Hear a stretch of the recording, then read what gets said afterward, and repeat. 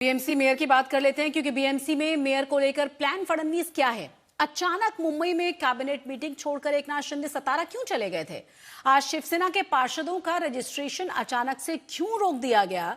जब सब पार्षद बस में बैठने वाले थे तो अचानक किसके फोन ने सब कुछ बदल दिया? इन सारे सवालों के जवाब के लिए इस खास रिपोर्ट को देखिए।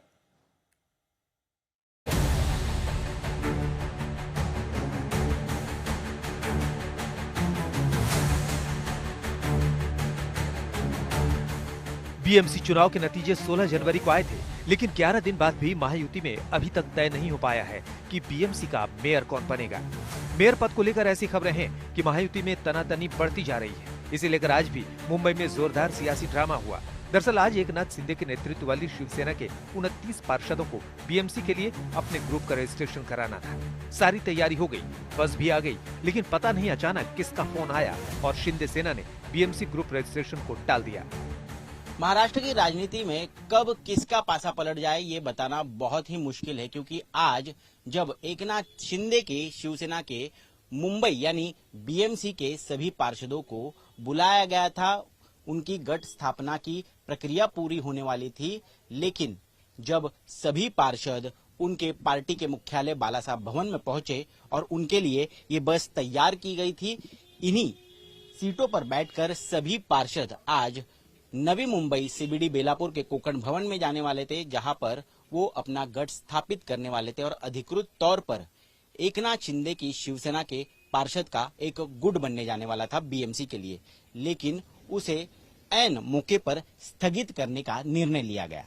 अब बताया ये जा रहा है कि बीजेपी यानी महायुति के सहयोगी दल से प्रस्ताव रखा गया था कि एकनाथ शिंदे की शिवसेना के पार्षद और बीजेपी के सभी पार्षद एक साथ इकट्ठा इस प्रक्रिया के लिए साथ में जाए और अपना एक गठ स्थापित करे, जिसको कहीं ना कहीं शिंदे सेना के पार्षदों से विरोध हुआ, नाराजगी दिखाई दी और इसीलिए आज सिर्फ शिंदे सेना के पार्षद जाने वाले थे।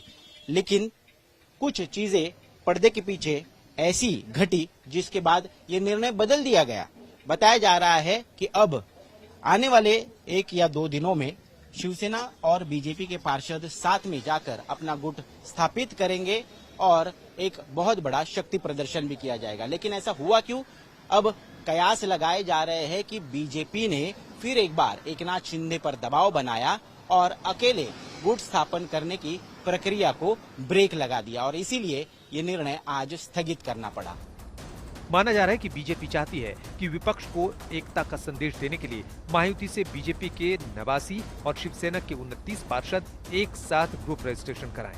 हालांकि शिवसेना नेता कह रहे हैं कि शिंदे की गैर मौजूदगी की वजह से रजिस्ट्रेशन टाला गया, लेकिन ये पूरा सच नहीं है। बिल्कुल स्थगित नहीं किया है। हमारे मुख्य नेता शिंदे साहब और उप मुख्यमंत्री वो जिला परिषद के इलेक्शन के प्रचार के लिए मुंबई के बाहर है, वो आज शाम तक आ जाएंगे और चुन के आने के बाद 30 दिन के अंदर कोकण भवन में जाके नगर सेवकों का पार्षदों का रजिस्ट्रेशन करना पड़ता है। तो मुझे लगता है कल या परसों हो जाएगा, उसमें कोई बड़ी बात नहीं है।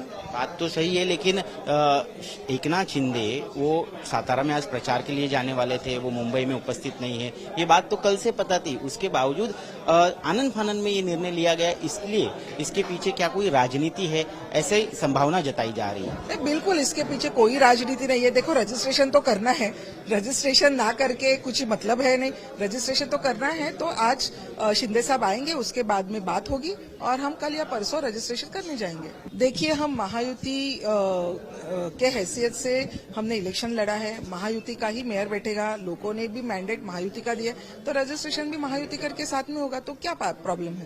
तो मुझे लगता है विपक्ष को कोई काम है नहीं, विपक्ष को बोलने के लिए कोई मुद्दे है नहीं, तो विपक्ष खाली हमारे हर चीज पे ध्यान रख रहा है और हर चीज पे बात कर रहा है। तो मुझे लगता है विपक्ष को ये देखना चाहिए कि आपको मुंबईकरों ने क्यों नाकारा है, उसके ऊपर उनको सोचना चाहिए।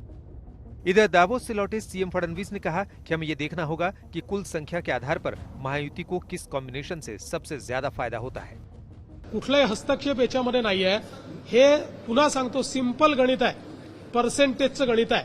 त्यामुळे त्याच्यामध्ये स्टँडिंग कमिटीत जास्तीत जास्त मेंबर येण्याकरता पर्सेंटेज पॉइंट हे कुठल्या कॉम्बिनेशननी तयार होतात ते कॉम्बिनेशन आम्ही करू. शुद्ध राजकारण आहे. अब चंद्रपुर में, लातूर में तो अपोजिशन के पास लोग हैं ना, वहां क्यों नहीं बन पाई, वहां अभी तक क्यों मेयर नहीं बना. इसका कार्यक्रम होता है, इसमें पहले रिजर्वेशन होता है, रिजर्वेशन के बाद जो गुट है उसकी पंजीयन होता है, रजिस्ट्रेशन होता है, उसके बाद चीजें होती है. तो कोई अपोजिशन को अभी हमारे ऊपर टीका टिप्पणी करने के सिवा कोई काम ही बचा नहीं है. वहीं फडणवीस शिंदे के बीच कथित मतभेद की खबरें तब और उजागर हो गईं जब उप मुख्यमंत्री एकनाथ शिंदे ने कैबिनेट बैठक और फडणवीस के साथ होने वाली एक तय मीटिंग को भी छोड़ दिया और इसकी बजाय सतारा में अपने पैतृक गांव जाने का फैसला किया. अब उद्धव की शिवसेना शिंदे को बीजेपी के हाथ की कठपुतली बताते हुए तंज कस रही है कि शिंदे की शिवसेना को सांस लेने के लिए भी दिल्ली से इजाजत लेनी पड़ती है. एकनाथ शिंदे की पार्टी जो शिवसेना है, अब उसकी स्थिति बद से बदतर होते जा रही है. सांसों को लेने के लिए भी अब उनको दिल्ली से इजाजत लेनी पड़ती है. आज उनके नगर सेवकों का जो मुंबई में 29 लोगों का गठ था, आज उसकी गठ स्थापना होनी थी नवी मुंबई में. सब कुछ तैयारी थी, बस खड़ी थी, लेकिन बसों में बैठ नहीं पाए बेचारे.